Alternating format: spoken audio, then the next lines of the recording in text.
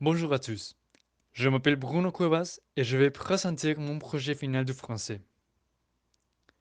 L'art est une manière d'expression personnelle et c'est étroitement lié avec la culture. Par conséquent, on doit le prendre soin et le maintenir pour être capable de préserver l'histoire et promouvoir la création et l'inspiration. De ce fait, dans cette vidéo, on discutera si le mécénat est un dispositif approprié pour financer la culture, en présentant sa description, ses avantages et ses inconvénients, ainsi que des exemples pour illustrer les points examinés. Nous débuterons cette argumentation par la question: qu'est-ce que c'est le mécénat?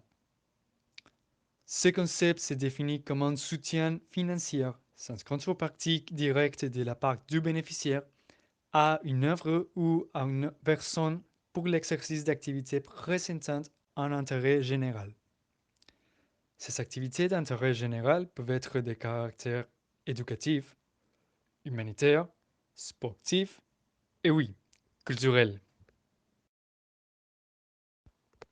Cette pratique a ses origines à la Rome antique avec Caius Mécénas, un protecteur des arts et des lettres.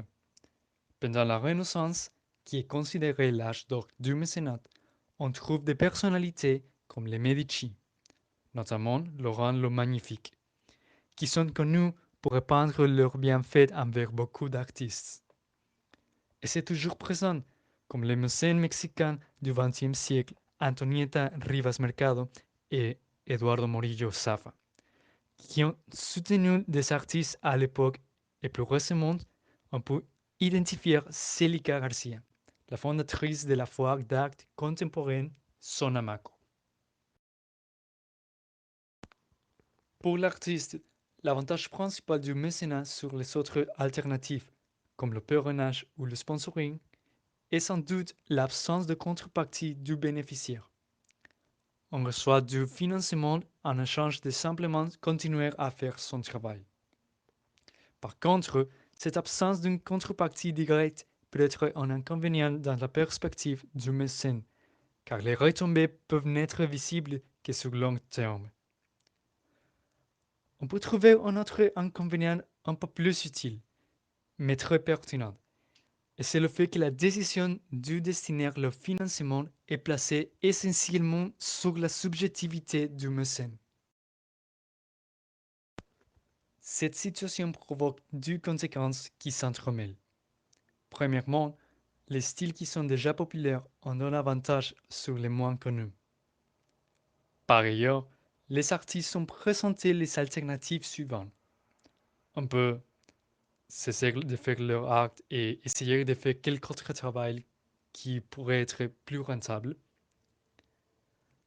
Continuer sans changer rien et essayer d'être optimiste pour l'avenir. Ou modifier leur art particulier pour faire appel aux styles les plus populaires.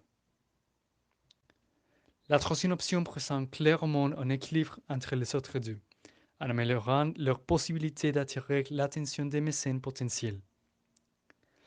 Mais on sacrifie l'originalité et l'individualité de l'artiste, ça, ce qui est l'essence de l'art, en échange de financement. On peut trouver ce phénomène dans les musiciens et les peintres qui, afin d'avoir la possibilité d'obtenir du soutien financier, optent pour un style traditionnel en lieu de leur propre style. Néanmoins, l'implémentation du mécénat sous la forme de fondations comme Fondation Javier Marín ou Fondation Sébastien est une possible solution à ce problème. Ces fondations font des actions pour la diffusion de l'art et la promotion des jeunes artistes, et en étant un organisme indépendant, on se permet d'obtenir les bénéfices du mécénat en réduisant le biais en faveur des goûts du mécène fondateur. Personnellement, le concept du mécénat me paraît très intéressant, car il présente un moyen de lutter contre le problème constant du financement des artistes. Malheureusement, il peut susciter des problèmes, comme la perte du style personnel en échange du soutien économique. Mais, comme on a mentionné, on pourrait le combattre via les fondations.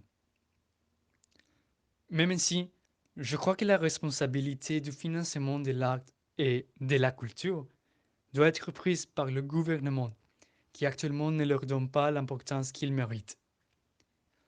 Un soutien gouvernemental consistant permettrait d'accroître la stabilité pour les artistes actuels et futurs, ce qui ouvrirait les portes à une plus grande diversité culturelle. Merci de votre attention.